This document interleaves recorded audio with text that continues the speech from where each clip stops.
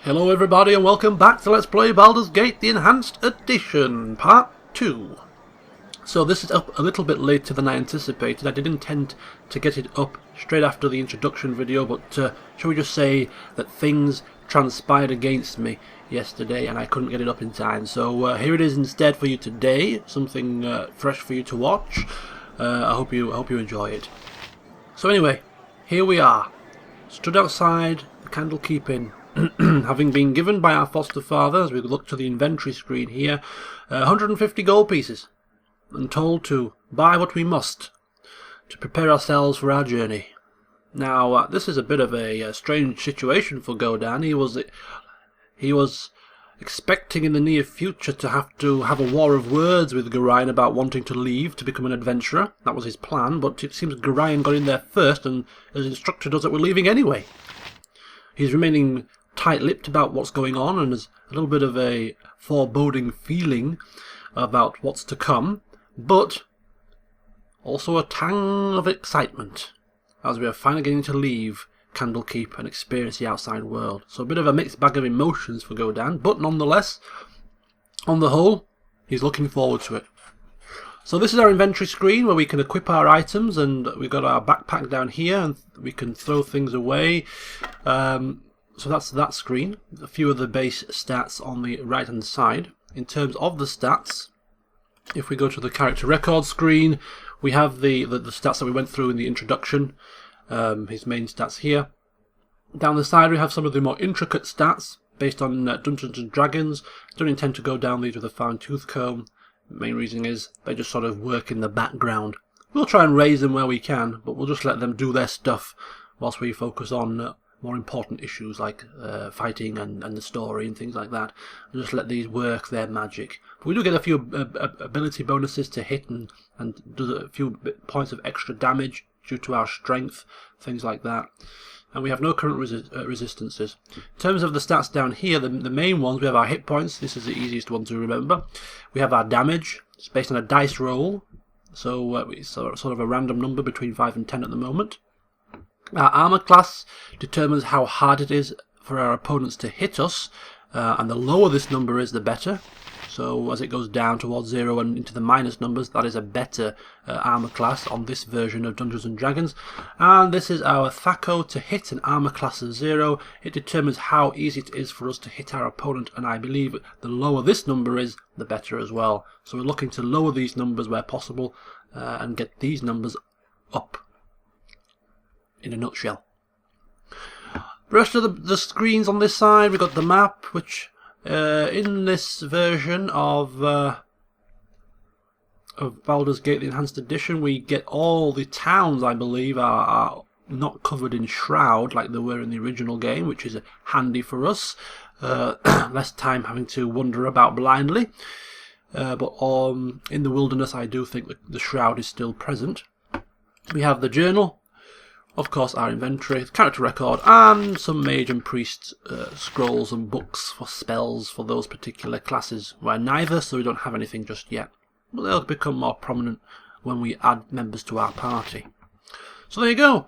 A brief whistle-stop tour of the screens and the intro for those of you who are watching this as a first-time experience of Baldur's Gate, which I know some of you have said you are. And for those of you that are doing that, welcome. It's a great game. I hope you look forward to watching it and get into it and even buy it for yourself and give it a try. It really is a great RPG.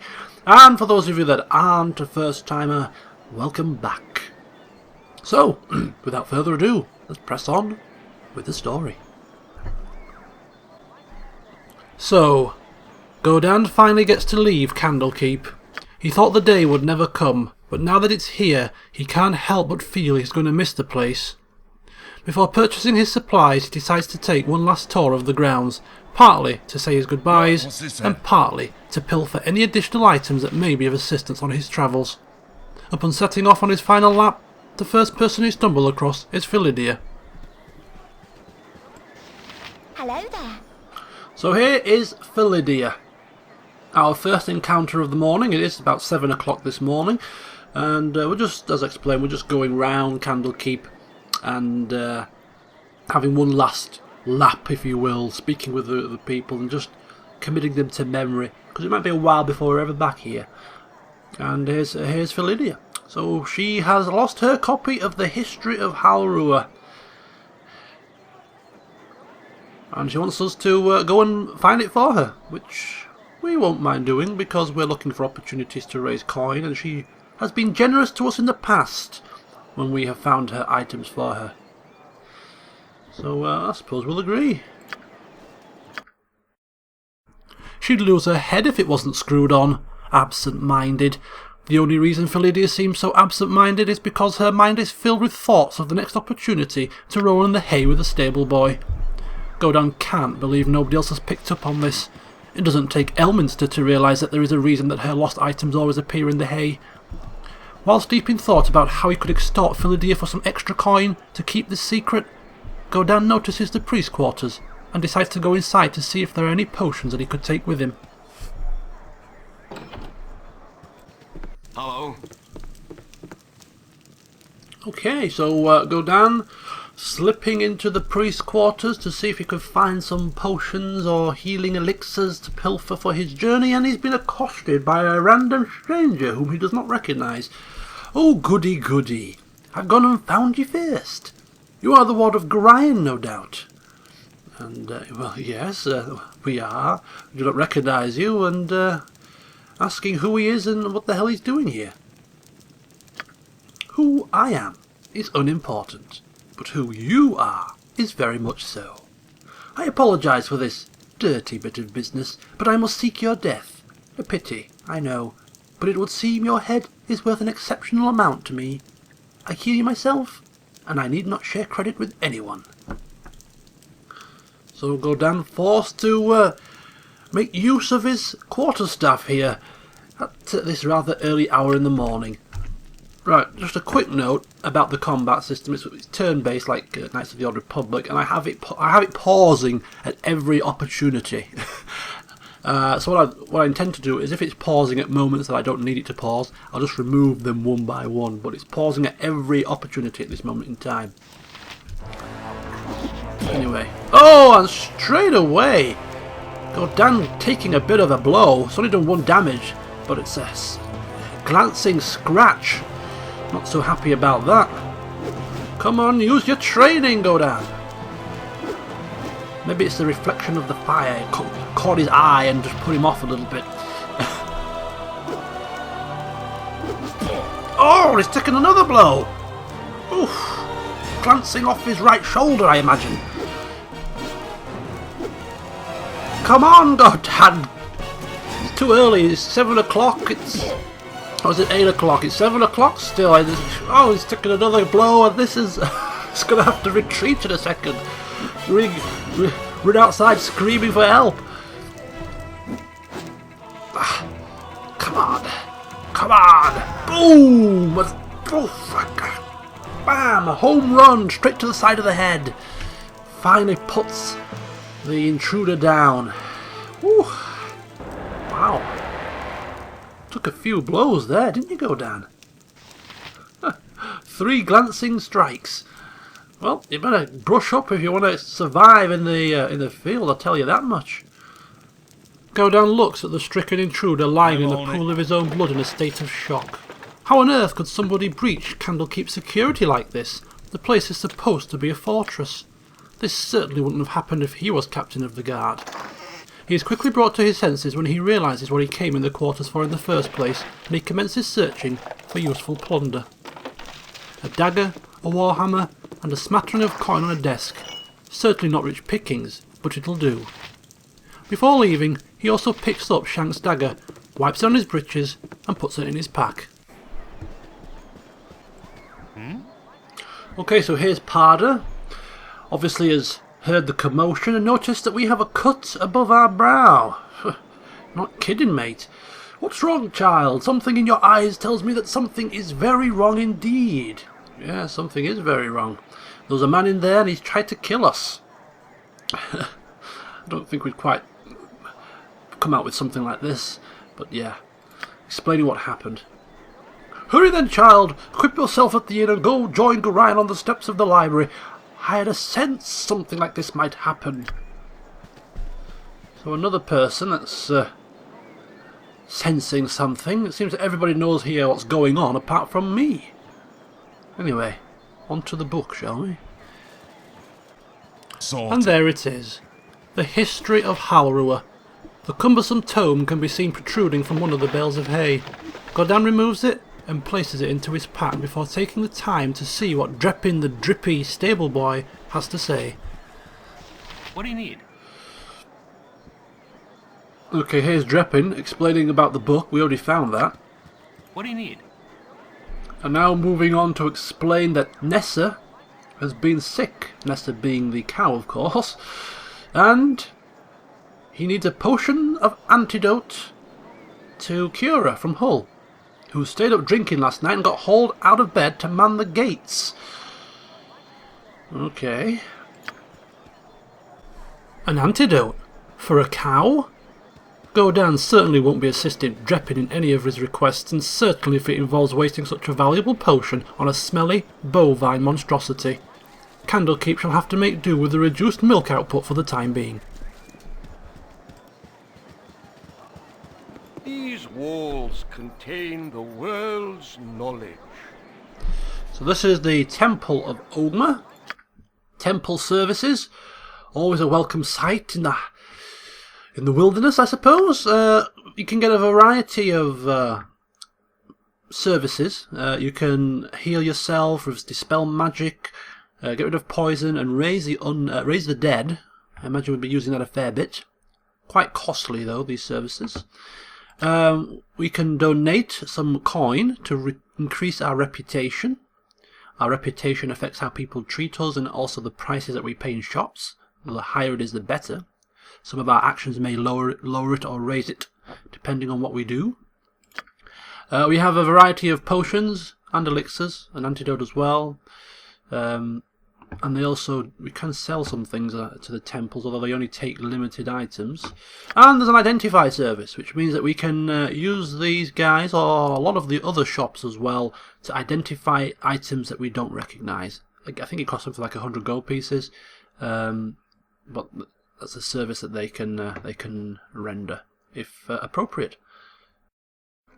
After bidding the priest farewell, Godin continues on his walk around the outer grounds.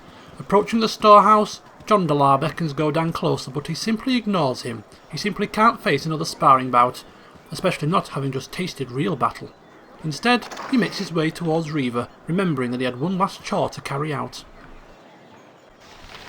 Okay, so here's Reaver, a fellow dwarf in Candlekeep, almost like a father figure, an uncle figure, if you will, to us, overseeing our growing up here, and of course barking at us that we forgot to do our chores yesterday, got to clean the rats out. So as much as we are in a rush, I suppose we'll oblige, just for old time's sake.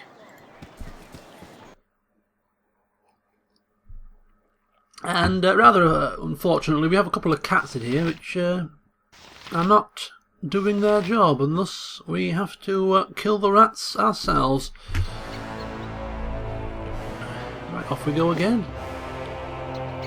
Let's hope we fare better against the rats than we did against the intruder.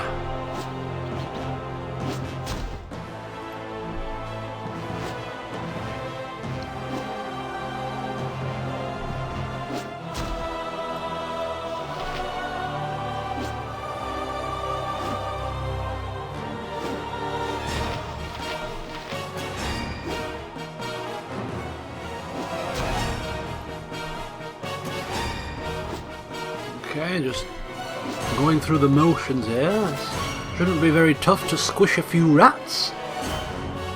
That's all I'd do. Get your bloody boots into them and hit them with a stick. Maybe Godin likes a challenge. I'm on it. Thanks for nothing, you feline failures! Anyway, we came in here, not just for the rats, but to see if there was anything worth taking from the stores.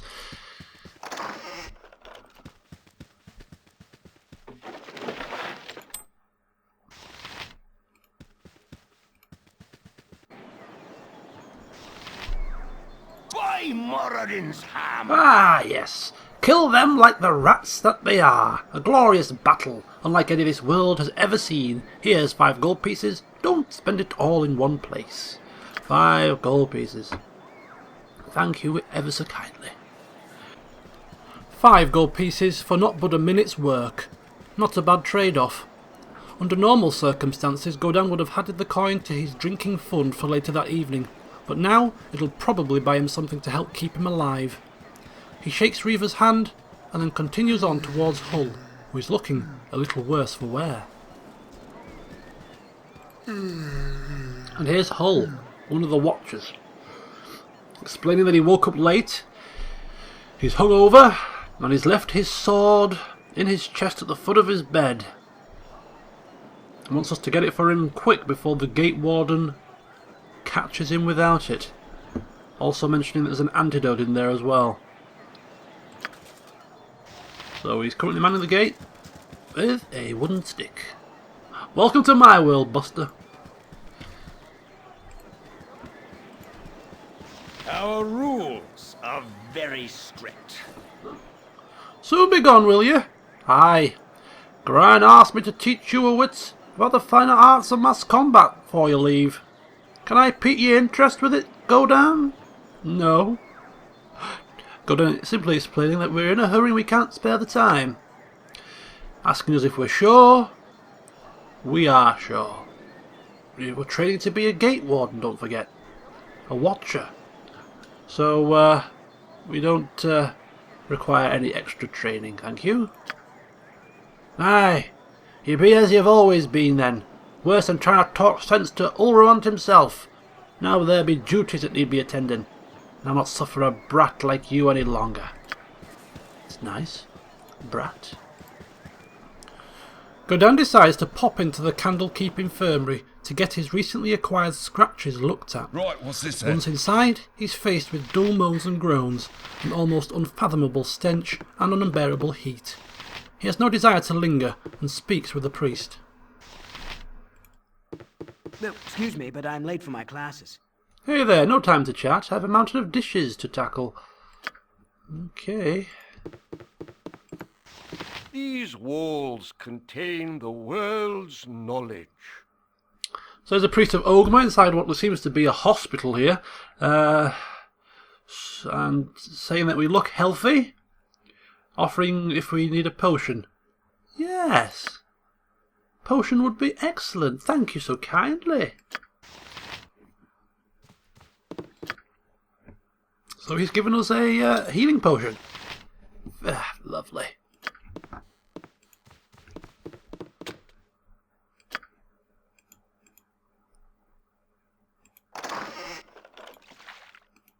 Make that 2 healing potions. With time pressing on, Godin starts to make his way towards the barracks to retrieve Hull's sword. For a brief moment, he almost considers keeping it. Hull took him under his wing when Godin first started his martial training. Of course, he's highly grateful for that, but it doesn't detract from the fact that Hull is just a short-tempered, unrelentless taskmaster with a bad attitude. Godin imagines Hull's face when the captain of the guard gives him a blasting for losing his sword and a smirk crosses his lips. He snapped back to reality, however, when he notices the bunkhouse. I have a blade with your name on it. Oh, this looks like a similar situation to the priest house, being accosted once again by another stranger. Here there, you're Gorian's little whelp, aren't you? Yeah, you match the description. You don't look so dangerous to me. Asking him what's it to do with him. I'll make it my business if I please. Just thought I'd have me a look at you for myself before I puts a blade down your gullet.